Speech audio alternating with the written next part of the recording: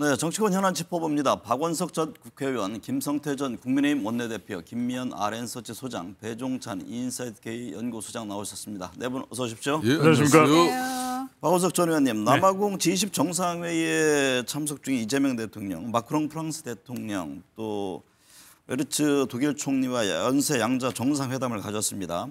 메르츠 총리에게는 통일 노하우를 알려달라, 마크롱 대통령에게는 전략적 동반자 관계로 격상되길 기대한다. 분주히 움직이고 계시네요. 그렇죠. 이번 이제 G20 정상회의가 올해 마지막 다자 외교 무대고 네. 대통령 취임 이래 가장 긴 해외 순방 일정입니다. 6박 10일간의 일정이어서 G20 그 정상회의 세션뿐만 아니라 여러 참석국들과의 정상회담이 연쇄적으로 아마 진행됐고 또 진행될 예정인 것으로 알고 있는데요. 대통령이 취임한 지 12일 만에 G7 정상회의에 참석을 하셨었어요. 그렇죠.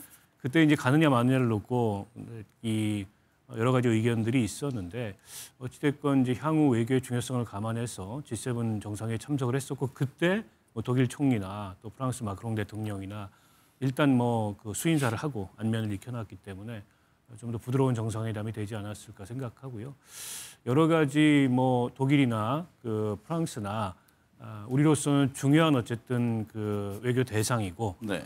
또 산업적 협력을 해야 될 그런 국가들이기 때문에 여러 중요한 현안들에 대한 그 상호 간에 협의가 있었을 걸로 예상을 하고요. 네. 어쨌든 G20 정상회의라는 거는 국제적으로 가장 권위 있고 또 규모가 큰 다자 간의 경제 협력 회담이거든요.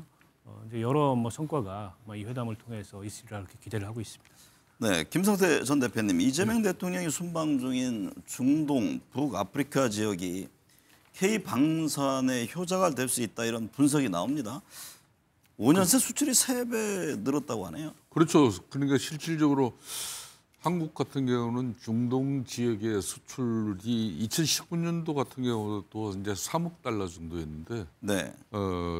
작년 기준으로는 한 7억 5천 달러, 그러니까 3배 정도가 늘어났죠.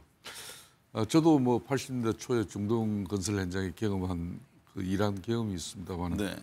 지금 중동 지역의 역대 그 불안정 고조 같은 경우는 이 중동 국가들의 국방비가 증액될 수밖에 없는 그런 상황입니다. 그렇기 네. 때문에 그런 상황에서 이제 대한민국 정부 같은 경우는 이런 수출 다변화 그런 전략이라든지 또 정부 차원에서의 애교 금융 그런 지원, 그리고 가성비에서도 K 방산이 대단한 경쟁력을 가지거든요. 그러니까 네. 지금 세계 최대 무기 수입국은 전쟁을 벌이고 있는 우크라이나입니다. 그거 빼고는 카타르가 이제 세계 무기 수입국의 3위입니다. 그다음에 사우디아라비아가 4위고, 이집트가 8위, 쿠웨이트가 10위.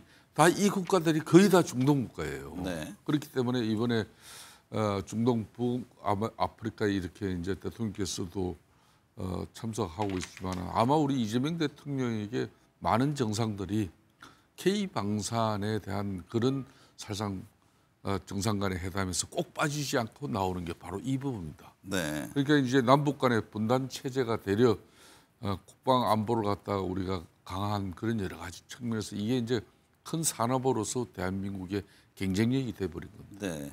배종찬 수사님, 네. 이재명 대통령의 부인 김혜경 여사는 현지 한인 여성들과 간담회를 가졌는데 여기서 이 대통령의 업무 스타일을 공개했습니다. 1년 전 얼음 아스팔트 위에 키스했다니 쉬엄쉬엄하는 대통령을 뽑은 것이 아니다라면서 기내에서도 잠을 아끼고 서류를 꼼꼼히 챙긴다 이런 일화를 전했네요. 그렇습니다. 이재명 대통령의 뒷이야기가 많이 궁금할 텐데 그 이야기를 전달해 줄 수 있는 것은 단 한 사람밖에 없습니다. 김혜경 여사입니다. 그래서 에피소드를 전달하는 것인데 일하는 대통령, 바로 그 면모를 이제 전달하는 겁니다. 기내에서도 잠을 아끼고 서류를 꼼꼼히 챙긴다.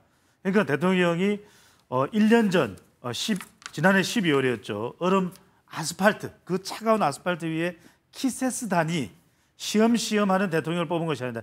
키세스단이 뭐냐면 바로 추웠기 때문에 음박 다묘를 둘러싸고 바로 탄핵해라, 탄핵해라 이것을 이제 외쳤던 지지층들이거든요. 네. 근데 그 모습이 음박 담요를 뒤집어 쓰고 있는 모습이 마치 그 키세스 바로 초콜릿 브랜드 이름입니다. 네. 마치 그것처럼 보였다. 그들이 원하는 것은 일하는 대통령. 그 일하는 대통령의 면모는 기내에서도 잠을 아끼고 서류를 꼼꼼히 챙기는 그 뒷이야기를 김혜경 여사가 전달을 한 부분입니다. 네. 김미연 수장님, 김혜경 여사가 K푸드 전도사 역할을 어디 가서나 하고 있습니다. 이번엔 남아공 셰프에게 K푸드를 소개하면서 김치는 찢어 먹어야 맛있다라면서 직접 챙겨주던데요. K푸드 전파에 어떤 영향을 끼칠까요? 저는 아주 큰 영향을 미칠 것으로 보여집니다. 그리고 이렇게 영부인의 이런 행보는 전 세계적으로 이 K푸드의 이제 인지도를 높이는 데 크게 기여할 거로 보여지고요. 그리고 뭐 아시다시피 뭐 K드라마, 뭐 K팝도 중요하지만 역시 문화의 절정은 바로 요리 아니겠습니까? 네. 그런 관점에서 본다면 이 K푸드 같은 경우는 전 세계로 뭐 수출되기 시작한다면 어마어마한 반도체 이상의 효과를 보일 거로 보여지기 때문에 이런 적극적인 행보는 저희 뭐 K푸드 산업에도 상당히 긍정적인 역할을 할 거로 보여지고요. 특히 이제 김혜경 여사는 이제 취임한 지 이제 같이 영부인을 활동한 지 6개월밖에 되지 않았지만 그동안 이제 김혜경 여사가 보여준 그 한복의 아름다움, 한복 어떻게 보면 한복을 다 입지 않은 어떤 신두름을 지금 불러일으키는데 지금 큰 기여를 하고 있기 때문에 네. 결과적으로 보면 전 세계적으로 한국의 대중 이미지를 높이는 데 크게 기여한다고 봐야 될 것 같습니다. 네. 박원석 의원님, 네. 중일 갈등 격화에 한중일 정상회의가 또 장기 공백 우려 얘기가 나옵니다. 이번 중일 갈등은 뭐 과거와는 좀 다르게 이게 만만치 않아 보이던데 중일 갈등이 우리에게는 어떤 영향을 미칠까요? 우선은 그 다카이치 총리가 대만 유사시 일본의 자위권 행사 얘기를 했습니다. 네. 중국으로서는 매우 민감한 그런 문제일 수밖에 없는 데다가 중국의 핵심 이익이라고까지 중국에서는 표현을 하는데 강하게 중국에서 반발을 했고요. 그래서 자국민들의 일본 여행을 사실상 자제라고 하지만 금지를 시킨 셈이고 그리고 일본의 그 이제 수산물 수입도 사실상 금지한 그런 상황입니다. 네. 중일 간의 갈등이 격화되다 보니까 올해 이제 그 열려야 되는 한중일 정상회의를 뭐 일정조차 지금 못 잡고 있고 그리고 정상회의가 아니라 다른 어쨌든 고위급 관료회담마저 중국 쪽의 거부로 지금 무산되고 있는 상황이거든요. 네. 이게 이제 한중일 정상회의라는 게 그동안에 여러 가지 부침이 많았습니다. 어떤 경우에는 중일 간의 관계가 안 좋고 어떤 경우에는 또 한일 간의 관계가 안 좋고 네. 어떤 경우에는 한중 간의 관계가 안 좋고 그러다가 4년 동안 이게 표류하다가 작년 5월 달에 우여곡절 끝에 열렸고 올해 열릴 걸 기대했는데 지금 이 다카이치 총리 발언 사태로 인해서 연내에는 힘들어질 것 같고요. 네. 내년 초도 지금 불투명한 상황입니다. 다음 이제 그 주최자가 일본 정부인데 일본 정부가 뭐 조심스럽게 타진을 했습니다만 중국이 완강한 거부 의사를 밝히고 있고 다카이치 총리의 발언 철회가 없으면 네. 이런 뭐 양국 간의 외교 관계 정상화가 어렵다 이런 상황이기 때문에 우리도 그로부터 유탄을 맞고 있는 상황이고요. 어쨌든 우리는 이재명 그 정부 출범 이후에 한일 간의 관계 또 한중 간의 관계를 회복하고 안정적으로 가져가면서 동시에 한중일 간의 공동의 현안을 좀 모색하는 그런 외교를 주도적으로 이끌어가려고 했는데 이 중일 간의 관계 악화로 인해서 이게 상당 기간 표류하게 되지 않을까 네. 전망이 됩니다. 김성태 대표님, 한미 정상 간 합의 내용이 담긴 팩트시트 등에 대해서 북한이 첫 반응을 내놨습니다. 우리 핵 추진 잠수함 건조가 핵 도미노 현상을 초래할 거라고 비난했고 북한의 비핵화라는 표현에도 발끈했습니다. 예.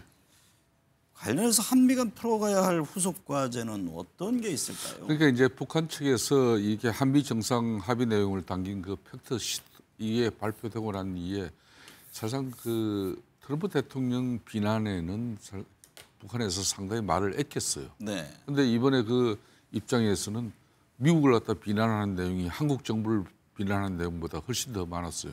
29번이었고 한국 정부는 한 20번 정도 했는데 그만큼 이제 트럼프 대통령도 일부 공격도 하면서 앞으로 한국을 갖다 인도 태평양 지역에 돌격대를 만들고 있다. 그런 측면에서 자신들은 핵 무장 잠수함을 통해서 더욱더 강경하게 나서겠다는 그런 입장이거든요. 저는 이제 한미 간의 이런 그동안 이제 트럼프 대통령 입장에서는 경주 AP를 앞두고는 심지어 북한을 핵 보유국의 지위를 인정하고 그리고 NPT뿐만 아니라 유엔 안보리 제재도 일정 부분 플러스 김정은하고 이렇게 이제 대화를 만들어내서 내년도 이제 노벨 평화상 자기가 틀림없이 따는 당상으로 만들려고 했는데 네. 그게 그 그림이 잘 안 나왔죠.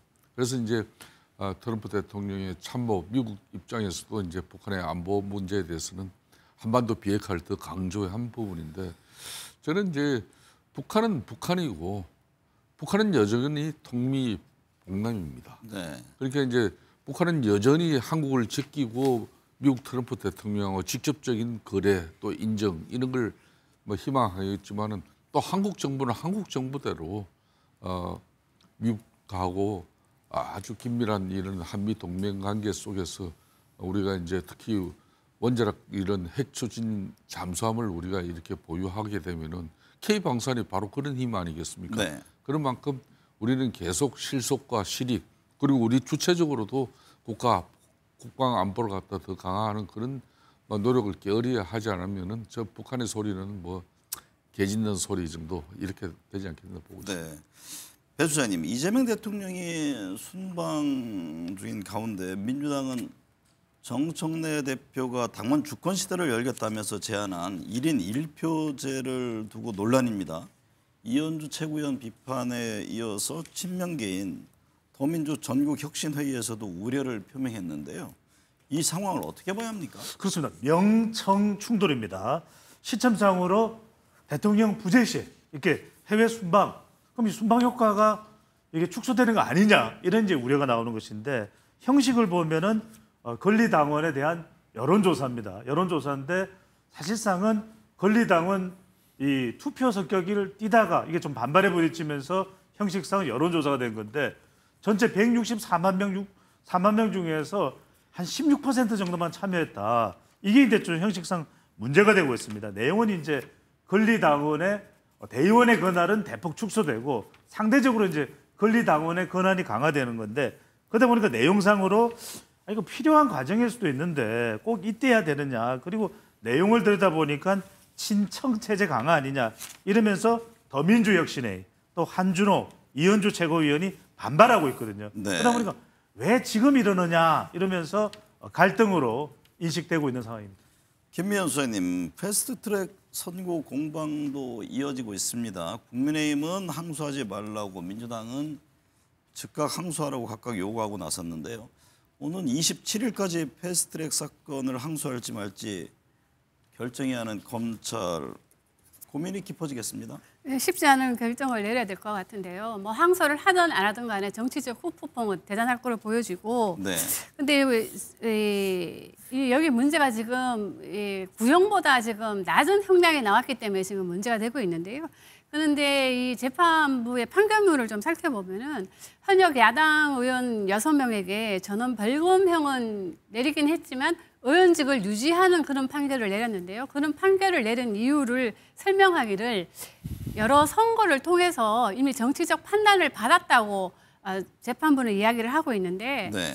이런 것도 좀 이런 것도 좀 고려해야 되지 않겠냐 생각이 드는 게 저는 개인적으로는 물론 대장동 항소 포기도 개인적으로 볼 때는 이거는 지금 이미 대선과 총선을 통해서 이미 국민적 판단이 끝난 사건이기 때문에 저는 이것이 이렇게 논란이 돼도 국민들이 받아들일 때는 이게 하나의 대사건이라기보다는 어떤 이제 노이즈로 지금 받아들이고 있는 그런 형국이기 때문에 네. 저는 이 사건도 마찬가지로 이 개인적인 생각입니다. 저는 개인적으로는 항소하지 않는 게 맞지 않나 저는 그렇게 생각합니다. 네.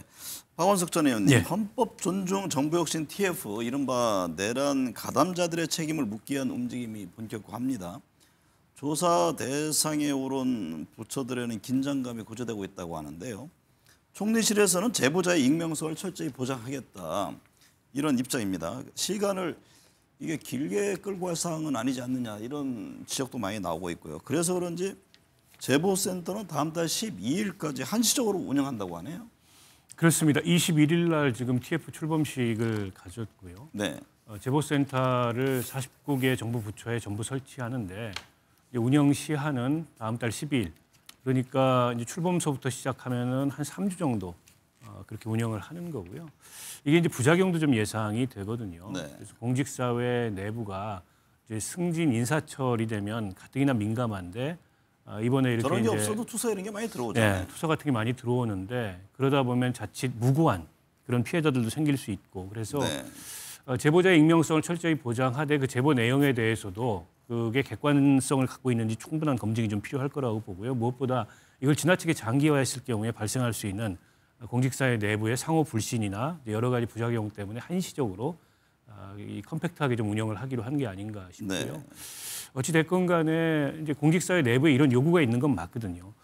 누가 봐도 저 사람은 지난 정부 시절에 어떻게 보면은 그 12월 3일 날 위헌 불법적인 비상계엄에 가담한 그런 흔적이 있고 네. 그게 비록 수사 대상은 되지 않는다 하더라도 그런 사람들이 계속 공직사회의 중요한 위치에서 중요한 역할을 하는 건 타당하지 않다 이런 지적들이 있었기 때문에 정부로서도 뭐 불가피하게 움직일 수밖에 없었다고 보고요. 다만 과거에 이제 문재인 정부 시절에 적폐청산 TF 운영했던 경험이 있지 않습니까? 네.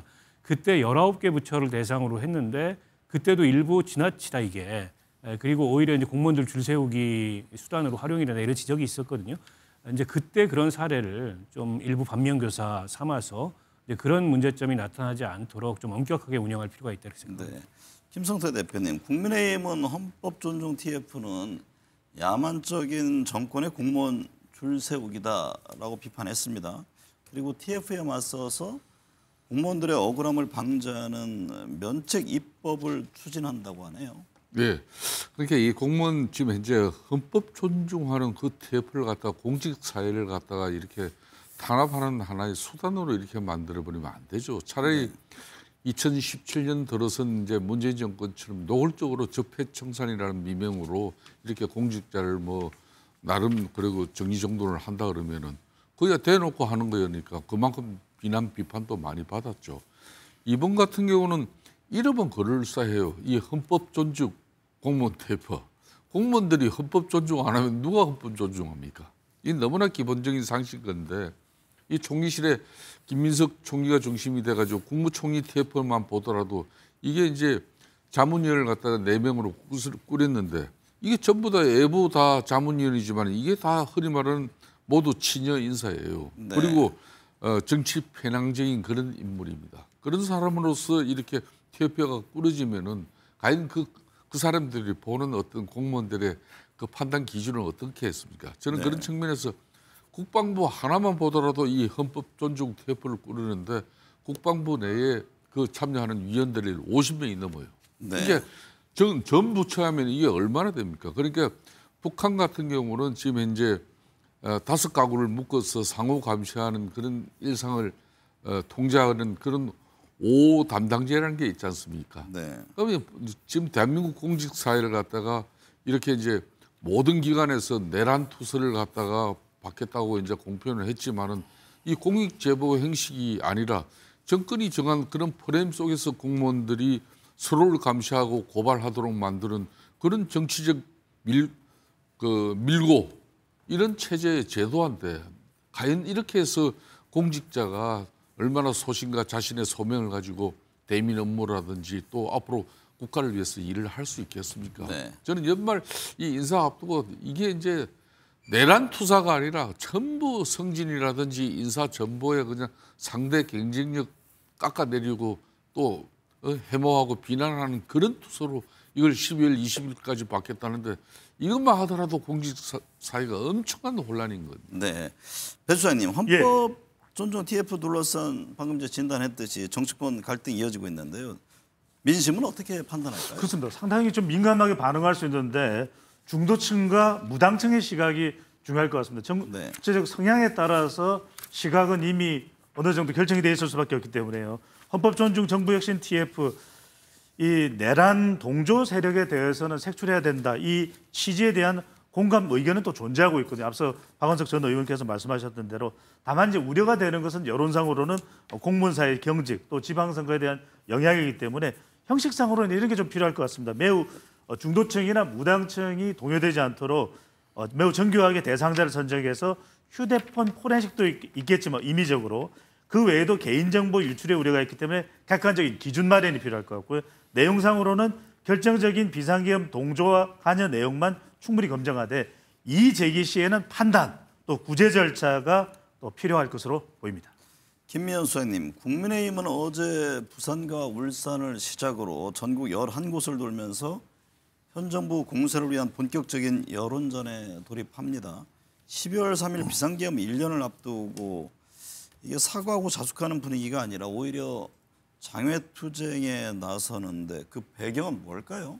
아마도 정당 지지율이 지금 정체되지 행보 상태를 보이고 이 대장동 항소 포기라는 큰 이슈가 터짐에도 불구하고 지지율이 상승하지 않기 때문에 뭔가 돌파구를 마련하려고 하는 것이 아닌가 싶습니다. 네. 한마디로 말하자면 지지층을 좀 결집하려고 지금 나선 것 같은데요. 지금 오늘 한국갤럽에서 금요일 날 발표한 조사 결과를 보더라도 내년 지방선거에 여당 후보를 찍겠냐 야당 후보를 찍겠냐는 조사에서 직전 조사 대비 오히려 그 격차가 많이 벌어졌거든요. 네. 그런 거를 감안해 볼 때 이 국민의힘 지지층에서는 국민의힘 지도부에서는 지금 이 대장동 항소 포기라는 거를 이 매개체를 삼아서 뭔가 큰 이 좀 발돋움을 해보려고 하는 그런 노력의 일환이 아닌가 싶습니다. 박원석 의원님, 예. 12.3 비상계엄 1주년이 다가오면서 민주당의 내란 정당 공세에 맞서기 위한 이게 여론전 선수치기 아니냐 이런 또 분석도 나오던데 장동혁 대표가 취임 100일을 맞이하는 다음 달 3일은 공교롭게 또 계엄 1주년 딱 맞물리네요. 네. 그래서 이제 12월 3일 날 그 장동혁 대표가 아마 기자회견을 하든 네. 이제 메시지를 내든 그 취임 100일을 맞아서 그간의 소회를 밝히고 앞으로의 내년 지방선거 계획을 포함한 그런 이제 전망을 얘기를 할 텐데 그때 무슨 메시지를 내는지가 굉장히 중요할 것 같아요. 네. 당내에서는 어쨌든 계엄에 대한 대국민 사과 그리고 윤 전 대통령과의 아주 철저한 절연 이런 것들이 필요하다라는 주문이 나오는 반면에 오히려 또다시 이제 계엄 사과를 하거나 윤 전 대통령과의 단절을 스스로 언급하면 민주당에서 지금 제기하고 있는 내란 정당 프레임에도 갇힌다. 네. 그런 메시지는 오히려 피하자 이런 의견도 있는 것 같아요. 근데 이제 국민 여론을 좀 잘 살펴야 될 것 같습니다. 최근에 여당 입장에서 여러 가지 이슈들이 악재가 될 만한 이슈들이 있었습니다. 부동산 정책부터 시작해서 최근에 뭐 항소 포기 이슈 등등까지. 근데 지지율의 흐름을 보면 국민의힘이 그 반사이익을 전혀 얻지 못하고 있어요. 네. 지금 장외투쟁이 처음이 아니고 11호 부동산 대책이 나온 이후에도 장외투쟁을 한 차례 했지 않습니까? 네. 근데 이제 장외투쟁의 양상이라는 게 어떻게 보면 강성 지지층 중심으로 결집을 하다 보니까 윤어게 세력과의 연계성만 더 부각이 되고 네. 국민의힘에서 의도했던 그런 뭐 중간층의 여론이나 이런 거는 전혀 다른 방향으로 지금 작용을 하고 있어요. 네. 그런 면에 비추어 봤을 때 저 장외투쟁이라는 게 지지층을 결집시키는 효과는 있겠지만 외연을 확장하는 효과가 있는지에 대해서 한번 진지하게 국민의힘은 고민을 해봐야 될 것 같고요. 무엇보다 12월 3일 계엄 1주년을 맞아서 또 국민 여론이 어쨌든 지금 윤석열, 김건희 두 사람 재판도 진행이 되고 있기 때문에 다시 한번 이렇게 환기가 될 텐데 그때 장동혁 대표나 국민의힘이 정말 계엄과의 그 내란과의 철저한 단절과 윤 어게인과 같은 세력이 국민의힘의 중심 세력이 되지 않도록 하겠다라는 의지의 표명 없이는 지금 이렇게 국민의힘으로부터 멀어져 있는 국민들의 여론이 돌아서기는 힘들 거다. 저는 그렇게 보입니다. 김성태 전 대표님, 장동혁 대표는 장외 집회에서 이재명 정부를 항소도 경제도 민생도 포기한 총체적 포기 정권이라고 규정했습니다. 그러면서 내년 지방선거에서는 반드시 국민의힘을 지지해달라고 호소했는데요. 소구력이 있다고 보십니까? 지금 이제 이재명 정부의 국정 운영 방식이 이제 헌법 존중 TF에서도 드러나고 있습니다만은 이걸 공무원을 감시하고 통제하면서도 또 이 공무원들을 줄 세우기 하는 그런 고도의 어떤 국정 통치 기술을 지금 내 보이고 있거든요. 문재인 정권은 아까 적폐청산 얘기했지만 그 적폐청산 그 하면서도 1000명 공직자들 수사해가지고 5명이나 목숨을 잃은 아픈 경우도 있어요. 또 요 근래는 대장동 항소 포기를 통해서 김만배 일당들에게 그 천문학적인 수천억의 개발 이익을 불법 부당하게 취할 수 있도록 그게 이제 집권당 민주당이 또 정치적으로 압박하면서 또 이재명 대통령의 법무부가 그걸 실질적으로 정성호 뭐 법무장관은 수사 지휘를 한 사실은 없다 그러지만은 노만석 검찰총장은 이미 법무부로부터 피할 수 없는 세 가지의 선택지를 받았다. 그래서 이제 고백하고 옷을 벗었지 않습니까? 이런 모든 상황을 두고 국민들 입장에서는 좀 전에 박원석 의원처럼 제1야당인 국민의힘이 국민적 절대적 신뢰를 갖다 아직까지 회복하지 못하고 있다 보니까 정말 무소불위 권력을 지금 휘두르고 있기 때문에 네. 이걸 갖다 회복하는 길은 이제 아무래도 내년 6.3 지방선거를 통해서 국민들이 뭔가 좀 심판에 있을 것이다. 그런 측면에서 이제 지방을 다니면서 특히 국회 내에서 이제 대장동 사건만 하더라도 청문회라든지 국정조사라든지 특검 이렇게 여야 합의를 통해서 문제 해결 방식을 하는데 이걸 뭐 거대 입법 관련 민주당 중심으로 이게 하나도 받들어지지 않으니까 전부 이제 밖에 나가서 호소할 수밖에 없는 저 상황이죠. 네. 김미연 수사님, 검찰이 대장동 사건의 항소를 포기한 지 보름이 지났지만 정치권에서는 뭐 이를 둔 토론 이게 화두입니다. 토론을 제안하자 거절하고 또 누군가는 수락하고 복잡한 그림이 펼쳐지고 있는데요. 이게 지방선거의 주도권을 잡기 위한 삽과 싸움으로 봐야 합니까? 그렇게 보는 게 맞다고 보여집니다. 왜냐하면 지금 뭐 국민의힘 지지율도 뭐 20% 초반대에서 지금 행보하고 있고 조국혁신당은 뭐 한 자리 숫자를 지금 기록하고 있기 때문에 뭔가 당 대표들이 주도권을 지방선거의 주도권을 잡기 위해서 이 대장동 토론을 매개체로 해서 한 번쯤은 지지율 반등을 노리고 본인들의 어떤 입지를 강화하려고 하는 노력으로 보여지는데요. 지금 개인적으로 대장동 이 항소 포기는 이 국민들 사이에는 이게 노이즈로 지금 받아들이고 있는 형국이기 때문에 이 대장동 사건보다는 오히려 더 민생이라든가 그런 쪽으로 이 토론의 주제를 받는 것이 더욱더 좋지 않을까 이런 생각이 좀 듭니다. 네. 김성태 대표님, 예. 내년 6월 지방선거를 앞두고 정청래 민주당 대표, 김민석 국무총리, 강훈식 대통령 비서실장 행보가 주목을 받고 있습니다. 그렇습니다. 당정대 3인방 지방선거 차출론 얘기가 나오는데 가능성은 어떻게 보세요?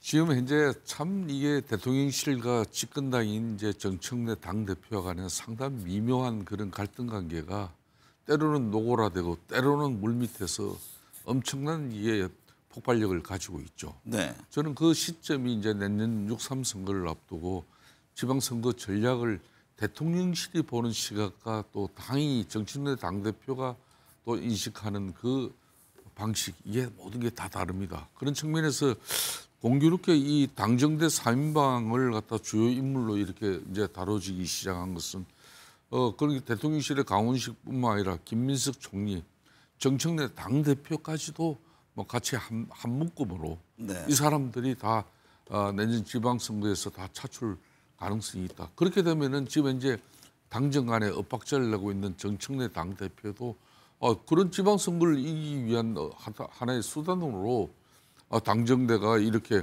3인방이 결정적인 역할을 해줘야 된다 그러는데 여기에 정청래 당 대표가 어떻게 피할 수가 있겠습니까? 네. 막 그런 측면에서 이런 내용 자체도 앞으로 당정 관계에 큰 갈등 요인으로 작용할 겁니다. 네. 이런 부분을 앞으로 집권당인 정청래 당 대표가 저걸 어떻게 받아들이고 자신은 또 어떤 위치에 계속 당정 관계를 유지하면서 설 것인지 이런 걸 좀 더 지켜보시면은 집권당 내부의 분란과 또 내년 지방선거의 그 상당히 그 혼란스러운 부분은 아마 집권당에서부터 저는 먼저 나올 수 있다 이렇게 보고 있습니다. 박원석 의원님, 네. 김민석 국무총리 종묘합 재개발부터 한강버스 멈춤 사고 등 오세훈 시장 때리기에 나서는 모습인데요. 어떤 노림수가 있다고 보세요? 뭐 여러 가지 정치적 해석이 나오고 있는데요. 그동안에 김민석 총리가 정권 출범 이래로 조용한 어쨌든 국정 그 2인자의 모습을 보여왔습니다. 네. 그래서 대통령을 보조하면서 특히 에이펙과 같은 그런 어떤 국제 행사가 무난하게 치러질 수 있도록 이 조정하는 역할을 무리 없이 수행을 해왔는데요. 아마 이제 내년 지방선거를 앞두고서 총리가 어쨌든 정치적 존재감을 좀 높이기에 나선 게 아니냐 네. 그런 해석이 지배적입니다. 다만 김민석 총리는 서울시장 선거 출마에 뜻이 없다는 얘기를 몇 차례 공개적으로 밝히고 있고 최근까지도 그런 입장을 밝혔어요. 네. 그래서 일각에서는 그런데 왜 총리로서 국정의 여러 현안에 의견을 내고 메시지를 낼 수는 있지만 하필이면 오세훈 시장이 주력하고 있는 그런 사업들에 대해서 이제 태클을 거는 듯한 모습을 보이냐. 네. 이게 지방선거 이 사전 포석용 견제가 아니냐. 이제 일각에서는 이제 관권 선거 얘기까지 나오는데요. 아직까지 지방선거 출마로 의사를 굳혔다기보다는 어쨌든 뭐 이후에 정치적 전망을 놓고 지금 당대표 출마설도 있고 여러 가지 카드가 있지 않습니까? 네. 그런 걸 이제 종합적으로 고려를 하는데 지금까지의 조용한 행보하고는 다르게 어쨌든 정치적 존재감을 높이고 여권 전체에 어떻게 보면은 대응이나 지방선거 구도를 이끌고 가겠다. 그런 어떤 의도를 드러낸 게 아닌가 싶습니다. 네. 때문에 구체적으로 내년 지방선거에 김민석 총리가 뭐 후보로 나설 것인지 아니면은 지방선거 이후에 전당대회 후보로 나설 것인지 이건 좀 시간을 또 두고 지켜봐야 될 것 같은데 큰 틀에서 보면 어쨌든 정치적 존재감을 높이게 나섰다 이렇게 해석할 수 있을 것 같습니다. 김성태 전 대표님, 한동훈 국민의힘 전 대표 대장동 사건 항소 포기 또 론스타 승수권 등 공격적인 지금 정치 행보를 이어가고 있는데요. 하지만 국민의힘 내부에서는 한 전 대표의 선거 출마 여부와 역할을 놓고 지금 찬반 의견이 엇갈리고 있는데 한 전 대표 내년 지방선거와 보궐선거에서 기회가 올까요? 저는 국민의힘 내부 사정은 이제 사실상 12상 이제 비상계엄 1년이 이제 되면은 네. 이 시점을 통해 가지고 당 내적으로 내년 지방선거를 앞두고 특히 제1야당으로서 국민들에게 어떤 이 시기에 당의 이미지를 가져야 될 것인지 깊은 고민을 하지 않을 수밖에 없습니다. 그런 측면에서 한동훈 지금 현재 전 대표 같은 경우도 지금 요 근래 뭐 대장동 항소 포기 사건이라든지 론스타 뭐 이런 대응 이슈들의 중심에 이슈 파이팅을 지금 하고 있죠. 네.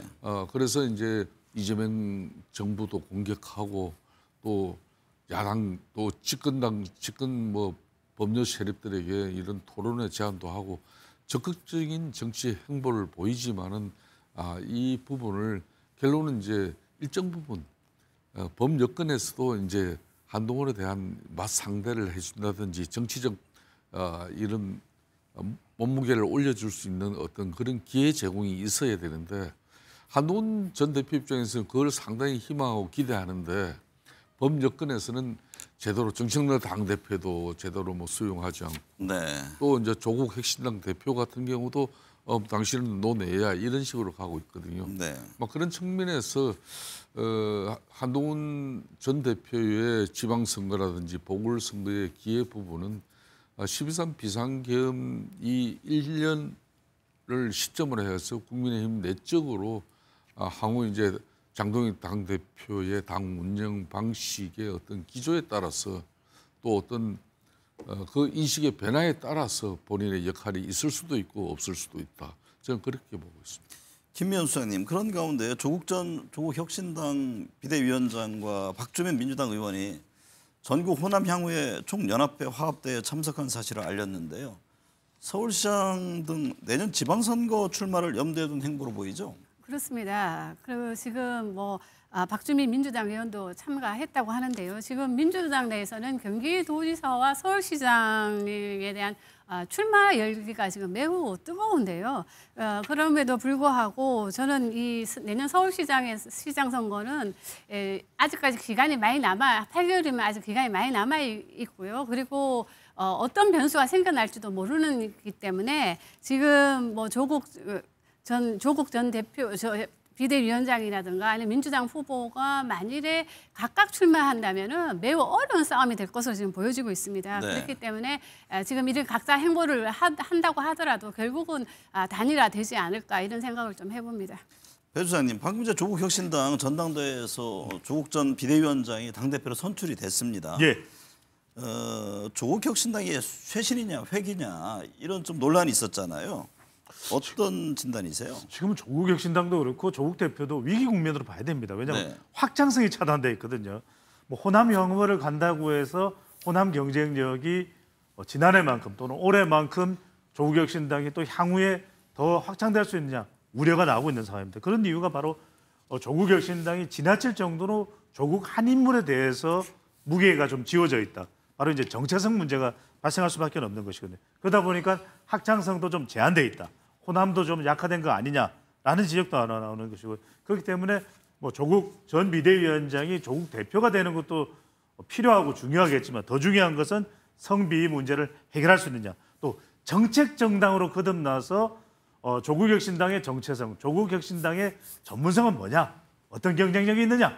지역에서는 어느 지역의 기반이 확고하냐? 이런 부분에 좀 더 조국 대표가 이 여지를 충분히 확보할 필요가 있을 것으로 보입니다. 박원석 전 의원님 내란 재판 좀 살펴볼 네. 텐데요. 이거 뭐 윤석열 전 대통령, 홍장원 전 국가정보원 1차장이 뭐 공박하는 내용도 이게 부하한테 책임을 전가하냐 이런 내용도 왔는데 내란 재판을 바라보는 국민들이 답답하고 때로는 분노합니다. 내년 1월 윤 전 대통령이 다시 풀려나오는 것 아니냐 이런 얘기까지 나오던데 지금 어떤 점이 문제라고 보세요? 일단 그 재판 진행이 좀 속도가 굉장히 느리죠. 국민들이 보기에는. 네. 벌써 이제 12월 3일이면 1년인데 이게 이제 기소된 지가 한참이나 된 사건인데 지규현 재판장의 그 재판을 진행하는 모습이 이게 이제 중계가 되기 때문에 국민들도 다 그 재판 모습을 지켜보는데요. 뭐랄까 좀 너무 느슨하다 이런 느낌을 받습니다. 네. 이게 내란이라는 굉장히 엄중한 이 헌정사의 위기였고 또 역사적으로도 굉장히 그 중요한 그런 사건을 재판함에 있어서 재판장이 왜 이렇게 우왕좌왕하고 오락가락하고 또 피고인 측 변호인들이 사실은 좀 국민들이 지켜보기에는 억지스러운 그런 주장을 하거나 그런 변론을 하는데도 왜 저걸 제재하지 않고 냅두는가. 상대적으로 지금 한덕수 총리 그 내란 주요 임무 종사 재판을 하고 있는 이진관 재판장의 재판 모습하고 많이 비교돼서 네. 그런 인상을 국민들이 받거든요.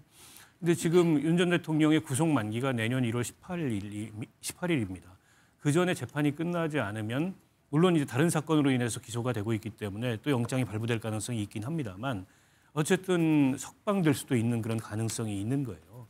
지규현 재판장은 지난번에 좀 납득하기 힘든 그런 이제 이 시간 계산을 통해서 구속 취소 결정을 내렸던 적이 있지 않습니까? 그로 인한 사법 불신이 굉장히 커져 있는데 지금 저 재판을 진행하는 모습을 보면 과연 이게 내란이라는 국가적으로 엄중한 사건의 재판이 맞는지 네. 이제 이런 느낌이 들 정도로 너무 느슨한 재판이 진행되고 있어서 그 점에 대한 염려가 크고요. 앞서 이제 홍장원 그 국정원 차장 얘기를 하셨는데 지금 윤석열 전 대통령이 일종의 이제 증인들에 대해서 본인이 직접 신문을 하면서 자기 재판을 사실상 주도하고 있습니다. 그런데 본인의 행위를 부인하고 그 책임을 전가하려는 식으로 계속 이제 재판 진행을 하니까 급기야는 홍장원 차장의 입에서 피고인이라는 호칭까지 나왔습니다. 네. 그러면서 부하에게 책임을 전가하려는 것이냐. 네, 이런 지적까지 있었고요. 지금 여인영 그 사령관 재판이 내일인 것으로 알고 네. 있습니다. 지난 홍장원 그 차장과의 문답에서 마치 그 정치인들 체포 관련된 명단 작성의 책임을 전부 여인영 사령관한테 전가하는 듯한 그런 뉘앙스를 가지고 신문을 했는데 네. 그에 대해서 여인영 사령관이 어떤 반응을 할지 그게 굉장히 좀 주목이 됩니다. 김성태 전 대표님, 재판장 허가 없이 법정에 나온 김용현 전 국방장관 변호인에게 감치 명령이 내려졌었죠. 이를 두고 김 전 장관 변호인들이 개인 방송에서 재판장에 대한 욕설을 쏟아냈고 법원은 심각한 모욕이라면서 법정 조치를 예고했는데요. 법원이 이게 좀 더 단호하게 좀 해야 할 필요가 있는 것 아닌가요? 저는 그런 측면에서 이 감치라는 것이 이제 법정 내 질서를 어지럽히는 그런 사람들을 갖다 구치소에 이제 일시적으로 유치해 가지고 구속하는 걸 말하는 거거든요. 근데 실제 또 집행은 이루어지지 않았잖아요. 그게 이제 가처분 또 신청이 네. 받아들여져 가지고 그런 건데 그러다 보니까 이 변호인이 그냥 거의 자기를 갖다 영웅화시켰어요. 그런 뭐 또 강성 저 유튜버에 그런 이제 자신을 이미지화했는데 문제는 이런 부분들이 지금 이제 윤석열 전 대통령께서도 재판 과정이 모든 부하들에게 때로는 책임을 전가하고 이게 자신이 책임으로서 이걸 갖다가 재판을 끝내고 그 정치적 자기가 법적 책임을 지는 그 모습하고 부하들에게 책임 전가하면서 또 국민들에게 볼썽사놓은 그런 법정의 모습 이런 거 나올 때마다 국민의힘은 지지가 떨어지거든요. 네. 그러니까 김용현 전 국방부 장관이라든지 이런 변호인들의 이런 법정에서의 상식적이지 못한 이 볼상사나운 모습은 이 사람들이 피해를 입는 게 아니라 사실상 국민의힘이 피해를 입어요. 네. 저는 그런 측면에서 앞으로 이제 이 재판부에서도 뭐 사부적인 뭐 이런 법원의 심각한 모욕 부분에 대해서 이제 법정 조치를 이제 예고만 할 게 아니라 네. 이 부분에 대해서 법정 질서를 유지하는 그런 측면에서의 뭐 단호한 입장을 가진다 하더라도 국민들 입장에서는 그 법정에 대해서 그걸 비판하고 가도한 행위다 이렇게 보지는 않을 거예요. 네. 배 수장님, 지지율 흐름 살펴보겠습니다. 갤럽 조사를 보면 이재명 대통령 지지율이 60%대를 회복했습니다. 검찰 항소 포기 등 악재가 있었음에도 별 영향을 주지 못하는 건지 어떤 사안이 지지율을 끌어올리는데 가장 큰 영향을 미쳤습니까? 임기 초반이거든요. 네. 여전히 지지율에 대한 관리가 되고 있다. 지지율 견인 지수가 강하게 작동하고 있다 이렇게 볼 수 있는데 세 가지 차원으로 분석해 보면 첫 번째는 가장 강하게 지금 대통령의 국정 운영에 영향을 주고 있는 것은 E, 경제, 또 S, 외교, 안보, C, 또 소통, 커뮤니케이션 중에서 바로 외교입니다. 외교가 또 강력하게 작동하고 있기 때문에 이 대장동 항소 포기는 제한적으로 영향을 주고 있는 상황이고요. 또 하나는 외교 외의 결집 현상. 조사 결과를 보면 40대, 50대, 60대 초반까지 대통령의 지지층, 화이트 칼라까지 결집하는 현상을 볼 수 있습니다. 임기 초반이니까. 또 하나가 비교 현상, 기저 현상입니다. 지난 정부와 계속 비교되면서 지금 재판 영상이 계속 나오고 있죠. 그러면 지난 정부와 비교되면서 이재명 대통령의 평가가 호의적으로 나오는 결과로 해석되고 분석됩니다. 김미연 수장님, 방금 이제 배 수장님 말씀대로 이 대통령 긍정평가 이후로 여전히 외교가 높게 나타나고 있습니다. 지금 남아공 G20 참석하고 있는데 지지율 상승의 추가 동력으로 이어질까요? 저는 이제 지지율이 1%포인트 상승하면서 60%대를 기록했는데요. 이건 이제 외교에 대한 국민들의 평가가 이미 이 지지율에 선반영됐다고 보여지고요. 네. 향후 대통령 국정 지지율은 상당히 정체 내지 행보 상태를 보일 것이고 지지율이 상승하기 위해서는 이제 경제 부분에서 어떤 부분이 나타나냐에 따라서 저는 지지율이 움직일 것으로 보여지는데 저는 이번 갤럽 조사를 우리가 좀 봐야 되는 게 우리가 항상 20대들의 뭐 극우화, 뭐 보수화를 얘기를 했었는데 네. 대통령의 국정 지지율이 그러니까 10월 달부터 20대, 30대에서 지지율이 상승하면서 금요일 날 조사를 보니까 20대에서 잘하고 있다는 응답이 53%, 그다음에 30대에서는 56% 나타났습니다. 50%를 넘겼습니까? 그러니까 이거는 정말 이재명 대통령과 그리고 여권이 생각하지도 않았던 20대들의 이 국정 지지율 상승 동력인데요. 그런 점에서 봤을 때 아마 이거는 주식이 영향을 미치는 것으로 보여집니다. 그럼에도 불구하고 이 대통령이 보여주고 있는 그 외교 행보라든가 그리고 국무회의에서 토론 강경을 보면서 전혀 기저 효과가 아니고 새로운 대통령상을 지금 보여주고 있다. 네. 그런 점에서 국민들이 높게 평가하고 있고요. 또 하나는 많은 분들이 동의는 하지 않을지는 모르지만 새로운 박정희주의자다. 성장을 중심으로 하는 이 박정희주의자가 바로 이제 이재명 대통령이라는 생각이 지금 보수층에서 널리 지금 확산되고 있는 그런 분위기이기 때문에 더불어민주당 지지율도 상승하고 있고요. 반면에 국민의힘 지지율이 상승하지 못하고 있는 배경에는 바로 이런 미래에 대한 어떤 비전 제시를 못하고 이 국민의힘이 항상 주장했던 경제는 성장 그리고 안보는 우리가 더 잘해라는 그 이니시어티브를 이재명 대통령이 핵잠을 핵잠 개발을 한다고 하면서 이 안보도 진보가 유능하다고 끌고 가고 그리고 주식이 상승하면서 이 경제도 더 민주당이 더 잘한다는 것을 보여줌으로써 이 박정희주의 새로운 뉴 박정희주의자로 지금 보수들이 판단하고 있는 게 아닌가 싶습니다. 그렇기 때문에 이 외교는 이미 다 모든 지지율에 선반영됐고요. 이제는 이제 경제, 민생 이 부분이라고 지금 판단됩니다. 지난주 분석했던 서울 지역 지지율 흐름은 어떻게 좀 나옵니까? 이번 주엔 서울 지지율이 하락을 했습니다. 그래서 네. 이게 55% 정도 나왔는데요. 이게 점점 정상이라고 보여지고 70%부터 지금 55%인데 지금 방금 말씀하신 대로 지금 이 서울에 대해서 이제 오세훈 시장을 둘러싸고 여러 논란도 있지만 네. 오세훈 시장 입장에서는 수성하기가 매우 지금 이 여론조사 상으로 본다면 매우 어렵습니다. 대통령의 국정 지지율이 서울에서는 55%인데 국민의힘 지지율은 26%예요. 네. 그리고 여당 찍을래 야당 찍을래 보실 때 야당 후보 당선은 36%에 불과하거든요. 그런 거를 본다면 향후 국민의힘은 저는 이 자치단체장들은 각자 도생으로 갈 확률이 매우 크다고 보여집니다. 김성태 대표님, 이제 방금 말씀하셨는데 내년 지방선거를 앞두고 각 당 뭐 지지율에 촉각을 곤두세울 수밖에 없는데 민주당과 국민의힘 지지율 격차가 오히려 더 커지는 조사가 나와요. 당명 변화 등 이게 목소리가 들리던데 국민의힘 지도부 어떤 선택을 할까요? 좀 전에 김미연 또 여론조사 전문가로서 네. 또 이제 소장님의 그런 냉철한 분석과 판단이 또 있었습니다.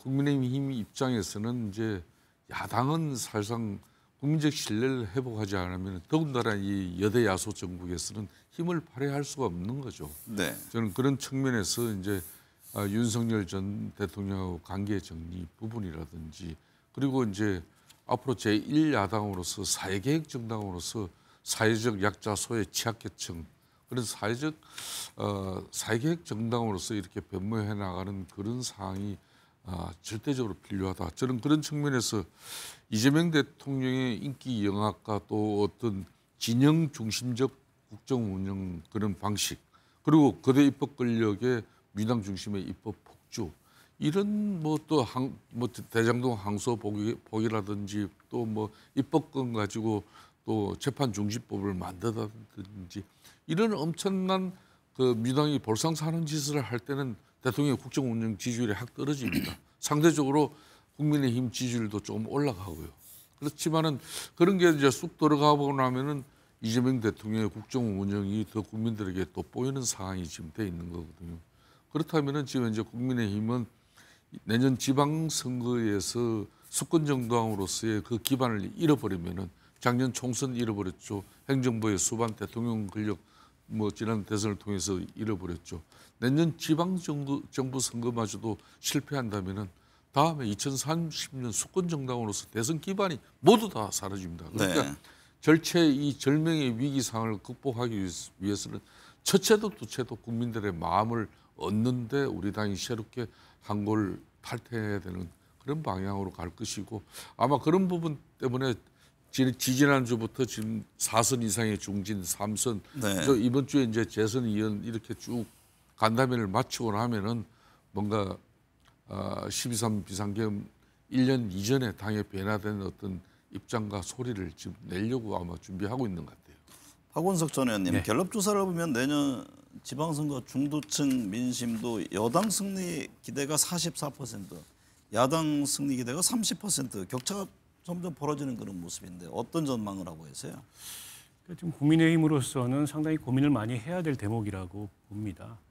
최근에 몇 가지 그 여당의 악재가 되는 이슈가 있었음에도 불구하고 정당 지지율의 반사이익을 누리지 못하고 있는 데다가 장동혁 대표의 윤석열 전 대통령 면회라든지 또 황교안 그 전 법무부 장관 구속영장 청구됐을 때 뭐 우리가 황교안이다라는 얘기라든지 그런 게 중도층으로서는 도저히 좀 수용하기 어려운 이제 그런 메시지들이고 그런 주장들이거든요.